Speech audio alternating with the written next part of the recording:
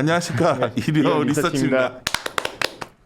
방금 전까지도 또 얘기했던 게 다들 우리가 이제 보통 유동성 장세에서 시적 장세로 넘어갈 것이다. 우리 하우스뷰가 쉽지 않다. 예. 중국도 약간 테이퍼링 이미 좀 테이퍼링 선제적 대응을 하고 있었던 것 같고. 그쵸, 계속 선제적으로 대응하고 있었죠. 유동성은 힘으로만 올라가는 장세 한계가 있고 실적 장세로 가기에는 뭔가 좀 부족하다. 예.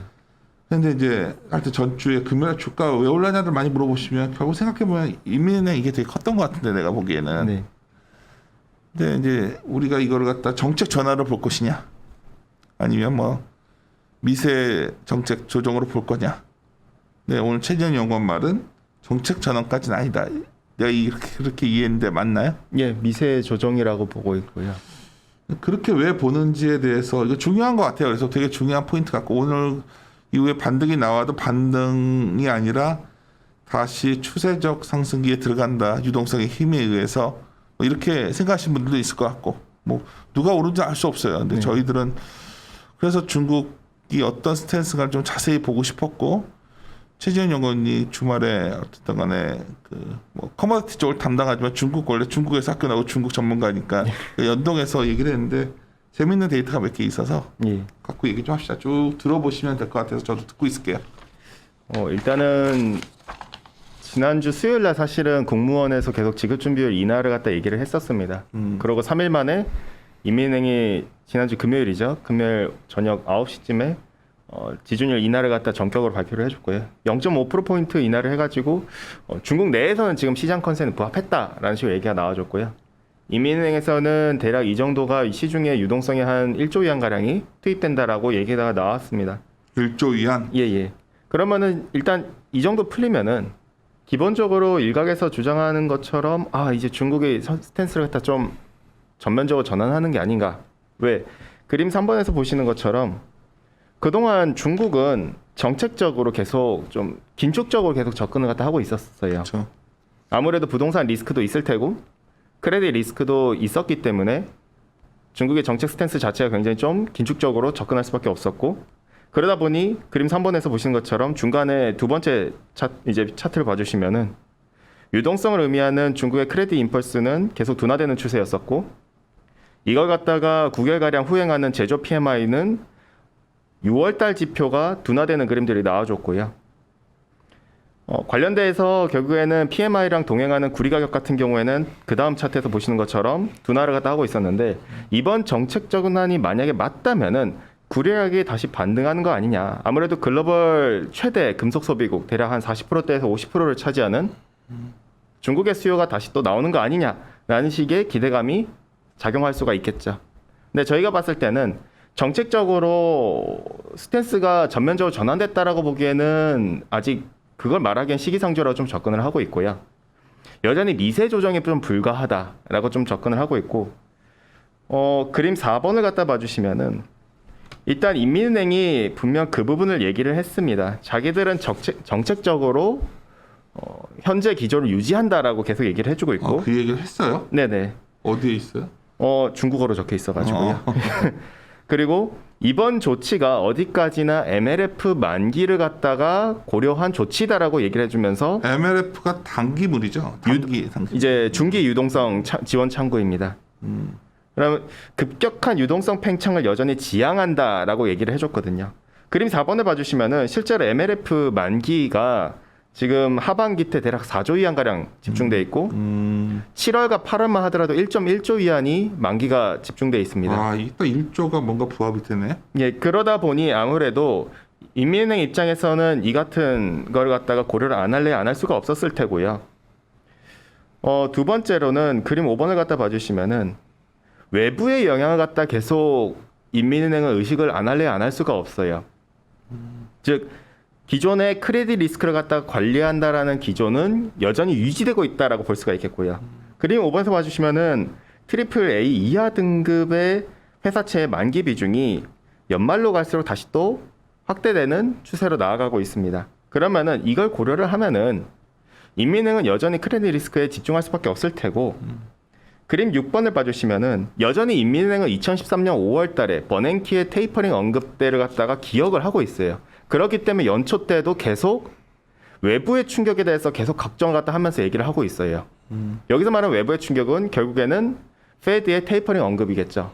2014년 5월달 그 그림 6번을 봐주신 것처럼 당시에도 테이퍼링 언급에서 테이퍼링이 시행되기 전까지 중국의 회사채 시장 같은 경우에는 급격한 이제 변동성이 커졌었던 그림들이 나와줬었고 이것 때문에 이머징은 좀 많이 힘들었었던 구간이었을 테고요. 결국 이 같은 외부의 충격을 갖다가 고려를 갖다 하면은 아직 정책이 전면적으로 전환되기는 어렵고 좀 계속 스탠스를 갖다가 모니터링하면서 추후에 조치가 나서지 않겠는가 이렇게 볼 수가 있겠고요. 그림 8번에 제가 이제 그림을 넣어놨지만은 이건 뭐 중국어로 돼 있으니까 제가 간략하게 설명드리자면은 6월 25일 날 이민은행 같은 경우에 통화정책위원회를 갖다가 이제 열렸었는데 그 회의에서 분명하게 얘기를 해줬어요. 외부 충격에 사전에 대응할 것을 갖다 주문해주고 기업과 은행이나 금융기관들을 하여금 리스크 중립을 갖다 기조를 유지하라고 권고를 갖다 했고요. 그럼 긍정적이네요. 만약에 놔뒀으면 문제 되는데 하반기에 그렇죠. 이민은행이 돈을 풀어서 문제 없게끔 만들어 준 거면 긍정적인 거 아닌가? 뭐 긍정적이긴 한데 이게 정책적인 전환이라고 보기는 어렵고요. 여전히 스탠스 자체가 페드의 유동성을 푸는 정책이 아니라 그냥 단기적으로 이런 만기 물량들을 돈이 필요한데 어느 정도 이제 지원해서. 좀 지원을 갖다 해주는 것이고 계속 페드를 갖다 의식을 안 할 수가 없을 테고 그렇기 때문에 제가 볼 때는 페드의 움직임 이후에나 인민은행이 좀 더 정책적인 전환이 나오지 않겠는가라고 여전히 좀 접근을 하고 있고요. 일단은 결론적으로 이번 유동성에 있어서 인민은행의 유동성 관련 조치에 있어서 전면적인 정책 전환이라기보다는 MLF 만기라던가 여기서 말하는 구조적 불균형, 즉 중소기업 PMI가 계속 50을 언더하고 있거든요. 이걸 방어하기 위한 미세 조정이기 때문에 정책 전환이라고 아직까지는 보기 어렵다라고 볼 수 있고요. 정책 전환 이건 미세 조정인 건 또 안 터지게 막아준 것만으로 시장을 그쵸. 환호할 것 같은데. 그 정도라도 사실은 나쁘지는 않죠. 근데 이제 너무 그 기대감을 갖다가 유동성 보강이 다 시작됐다. 그쵸. 그렇게 조금 접근하기는 어려울 것 같고요. 올라가 봤자 그러면 전체적으로 리스크온 분위기도 제한적이다. 예. 일단은 7월 말 때쯤에 공산당에서 중앙정치국 회의가 예정돼 있습니다. 보통 분기 이후에 예를 들어서 4월 말 내지는 7월 말 이렇게 이제 중앙정치국 회의가 열리는데 이때 때마다 정책의 전환이라던가 앞으로 자기들이 나아갈 정책을 어떻게 할 것인지를 갖다 가이드라인을 설정해 주거든요. 그럼 그걸 봤었을 때 뭔가 조금 당초보다는 완화적인 스탠스가 나올 것 같기는 해요. 다만 그렇다고 정책의 전면적인 전환을 갖다 아직까지는 얘기하기는 어렵지 않겠는가. 최근에 인민행의 발언들이라던가 이런 것들 갖다 전반적으로 살펴보자면은 여전히 조금은 보수적으로 좀 접근할 필요가 있겠고 구리에 있어서도 마찬가지로 뭐 유가도 마찬가지고 결국에는 통화정책 자체가 PMI를 선행하기 때문에 PMI는 곧 수요이기 때문에 이걸 봤었을 때 우리가 크게 뭔가 긍정적으로 접근하기는 아직까지도 어렵다라고 봐주시면 될 것 같고요.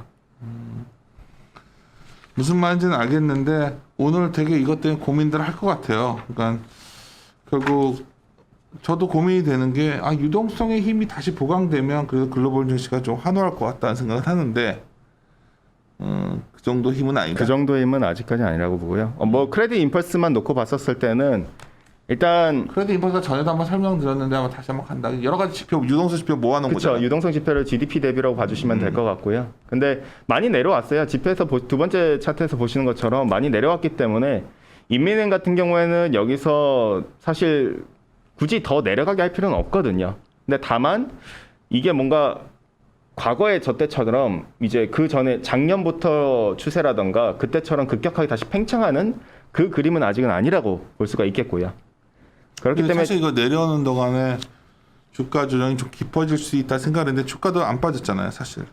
근데 이제 중요한 거는 저 지표가 선행 지표거든요.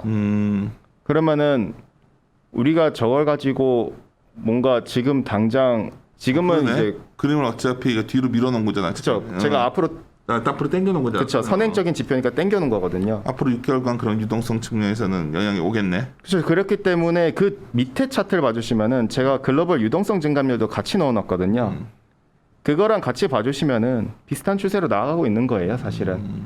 구리 가격도 원자재 가격도 이거 갖다가 후행적으로 따라가고 있기 때문에 이 지표대로 본다면은 점점 좀 보수적으로 접근할 수밖에 없다라고 계속 보고 있고요. 잘 이해 안 가는 게 만약 이렇다면 좀 유가가 안정돼야 되는데 왜 유가는 이렇게 잘 버텨요? 제가 지난번에도 말씀드렸지만 유가는 변동성이 커진다라고 말씀드렸잖아요. 단기적으로. 변동성이 커지는 거다. 왜냐하면은 시장 결국에는 야 수요 올라오는 거 아니냐. 그리고 오펙 플러스가 어쨌든 현재 증산 조치를 갖다가 합의가 불발돼서 못 하고 그러면 수급은 더 타이트해지는 거 아니냐. 드라이빙 시즌도 말물려 있는데 하면서 이 같은 추세를 갖다 보시는 분들이 계시고 다른 한편에서는 이제 저처럼 그렇지만 어쨌든 오펙 플러스는 9월 달에 감산을 미행한 국가들에 대해서 페널티를 부과하는 게 종료가 되고 합의가 계속 지연되고 안 되면은 그 합의가 불발됨으로써 증산하려 하는 국가들이 속출하기 시작할 테고 점진적으로 장기적으로 보더라도 공급에 대한 우리가 우려를 갖다 놓고 본다면은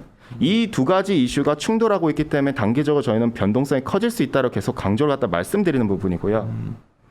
뭐 뒤에서 이제 나중에 신종호 연구원도 말씀을 갖다 드리겠지만은 달러를 갖다 놓고 봤을 때도 마찬가지로 달러가 반등을 갖다 하고 있는데 유가가 계속 여기서 지속돼 달러 강세와 유가 강세가 동시에 나오니까 그렇죠. 이거는 사실은 이머징한테는 최악의 이슈고 이머징이 안 좋아진다. 그러면 나중에는 후행적으로 수요가 둔화되고 그럼 수요가 둔화되면은 유가도 마찬가지로 둔화되는 그림들이 나와주거든요. 그렇기 때문에 이 같은 지표들 갖다 종합적으로 우리가 좀 고민할 필요가 있겠고요. 많은 분들이 달러 강세와 유가 강세가 같이 가는 게 막 이번만 유별나게 새로운 줄 아는데 가끔 있었죠. 그렇죠. 과거에도 있었고 근데 그렇고 나서 몇 개월 후에 유가가 좀 강한 조정을 갖다 항상 늘 보여왔었고요. 그 자원 관련된 이머징 국가가 많이 흔들렸었고 많이 네. 흔들렸죠. 예. 이번에도 그럴까 헷갈리네. 근데 저는 어쨌든 차트를 신봉하니까요. 알았어요. 그래요. 결론은 이거네. 인민은행이 정책 변화는 없다. 예.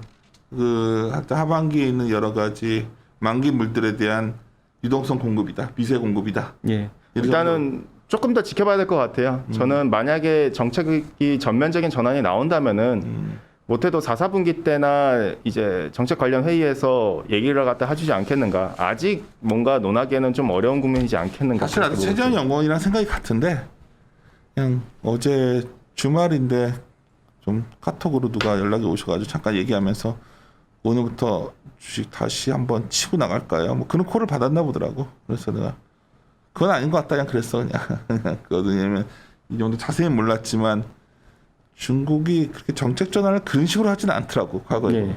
막 근데 되게 순서대로 그 회의 뭐 이런 것들 순서대로 이렇게 하더라고. 내 말이 맞나요? 맞습니다. 내 기억에는 그래 본 거지. 갑자기 이렇게 어느 날 갑자기 지지율을 하나 바꾼다고 정책 전환이라 해석하는 거는 좀 너무 막 시장에 어떤 좀 막 그 계기를 찾고 싶어하는 사람들 생각이 아닐까 하는 생각. 근데 하단을 지켜주는 조치였다라고 볼 수가 있겠죠. 내가 봤을 때는 긍정적이에요. 왜냐하면 중국이 좀 불안했거든. 예, 그동안 계속 사실 빠지고 있는 여름에 그림들이 중국이 나왔으니까요. 약간 그 문제가 부상할 거라는 생각이 나는 갖고 있었는데 중국이 선제적으로 그걸 잘 방어하고 있다는 생각이 들어서 오히려 상당히 그 부분을 또 안도하는 분들도 있을 것 같다는 생각도 들고. 네. 예. 알겠습니다. 마무리 짓도록 하고 신종호 팀장 좀 있으면 잠깐 나 오후에도 다 바쁘다니까 오전에 녹음 좀 해놓으려고 하니까 마무리 좀 마저 물어볼게요. 예. 예. 함께 고민하시죠. 고민하시죠.